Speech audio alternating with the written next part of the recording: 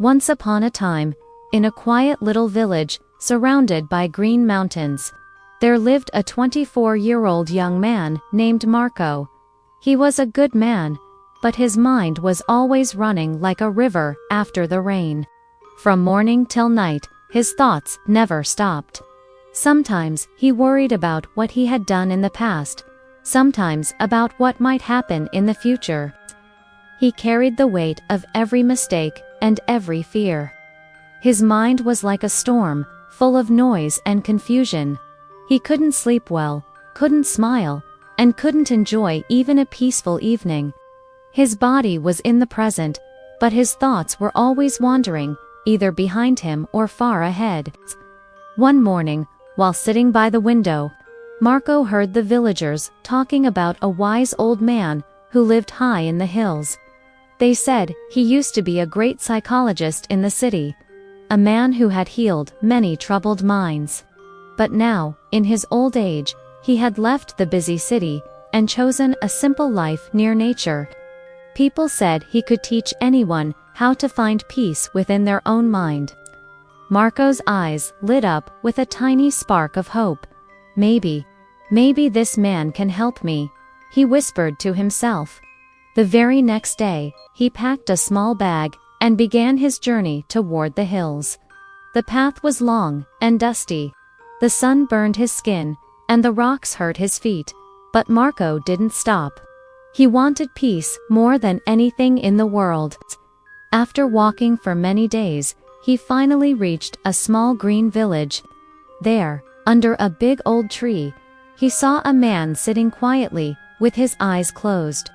The man looked calm, as if the world's noise couldn't touch him. Marco walked closer and said softly, "Grandfather, my mind is so noisy. I can't stop thinking. I can't rest. Please, can you teach me how to find peace?" The old man slowly opened his eyes and smiled. His eyes were deep and kind, like calm water. He said, "So, you are looking for peace? Then I have a small task for you." He walked inside his little house and came out with a glass of water filled completely to the top. Not a single drop more could fit. He gave the glass to Marco and said, "Walk from here to the end of the village and come back. But remember, not even one drop of this water should spill."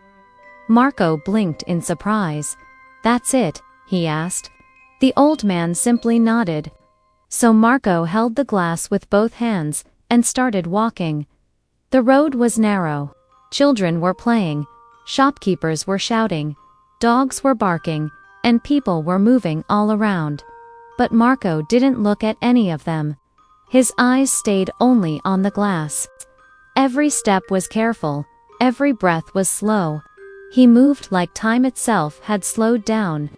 After some time, sweating and tired but proud, he reached back to the old man. "Grandfather, I did it. Not a single drop spilled." The old man smiled and asked gently, "That's good. But tell me, did you see the children laughing on the road?" "No," Marco said. "Did you hear the dogs barking?" "No," he replied again, confused. "I didn't see or hear anything. I was only watching the glass." The old man's smile grew wider. "That, my child," he said, "is the secret you came to learn. Your mind was completely in this moment, not in the past, not in the future. When you were focused on the water, there was no room for worries, no space for fears. You were living in the present, and in that moment, your mind was quiet. That is peace." Marco's eyes widened. His heart felt suddenly light, like a heavy stone had been lifted. He finally understood.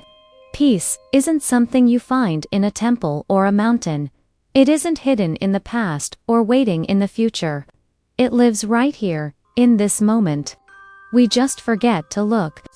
He looked at the old man and said softly, "Now I understand. When I live in the present, my mind becomes calm. That is when real peace begins." The old man nodded with a warm smile. "Yes, my son. When your thoughts run wild, bring them back, one by one, to this moment. Like a shepherd calling back his sheep. The evening sun painted the hills golden, birds were flying back to their nests, and the air smelled of earth and peace. Marco bowed deeply and thanked the old man. Then, with a gentle smile on his face, the first real smile in years, he started walking back home. But this time, the world looked different. The same path, the same trees, the same wind, everything looked alive, beautiful, and calm. Because the storm inside him was finally gone. Now he didn't chase peace, he carried it within him. And that day, Marco learned one truth that would stay with him forever. A peaceful life begins with a peaceful mind. And a peaceful mind begins with the present moment. So, if your thoughts are always running, stop for a while. Take a deep breath.